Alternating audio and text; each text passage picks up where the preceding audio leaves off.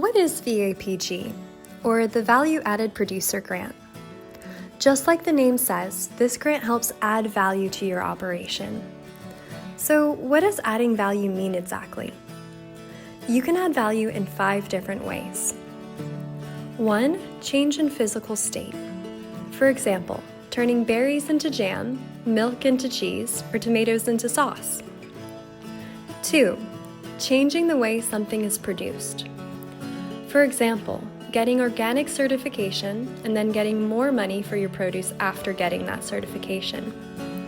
3. Physical segregation. For example, keeping non-GMO corn away from GMO corn on your farm.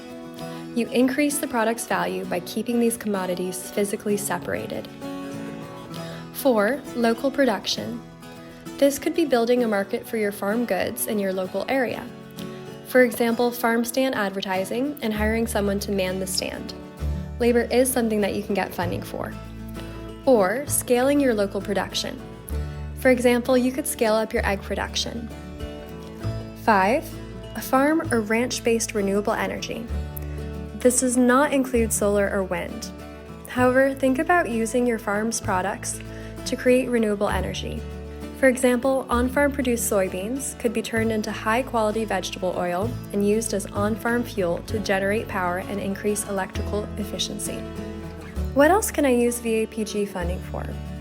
Some common and competitive uses include designing a logo, designing your website, paying contractors to do the above 2 things, paying the costs associated with changing the physical state of your agricultural good, developing signage for your farm stand, printing a custom farmer's market tent, creating packaging for your product or your CSA box.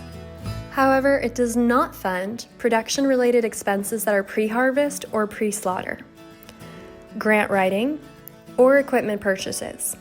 You can, however, use the grant to rent equipment up to $5,000. Through VAPG, approximately $25 million are made available each year to producers, with between 30 to 50% of projects receiving awards. There are 2 different categories of awards. The first is planning grants.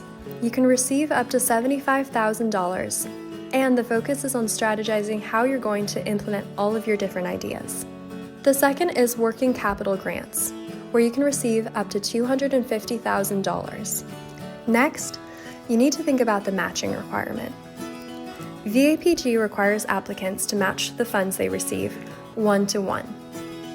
Yes, this match requirement can seem intimidating, but the good news is that you can use something called in-kind resources for up to half of your match. In-kind resources are non-cash contributions like your own time, raw materials, or labor. If you apply for a $50,000 grant, you can show that you'll contribute the first $25,000 of your match as in-kind, and the remaining $25,000 as cash. Finally, it's important to note that this is a narrative-based grant, meaning that it can be writing intensive. Some farmers choose to hire a grant writer to simplify this process. Others choose to write it on their own.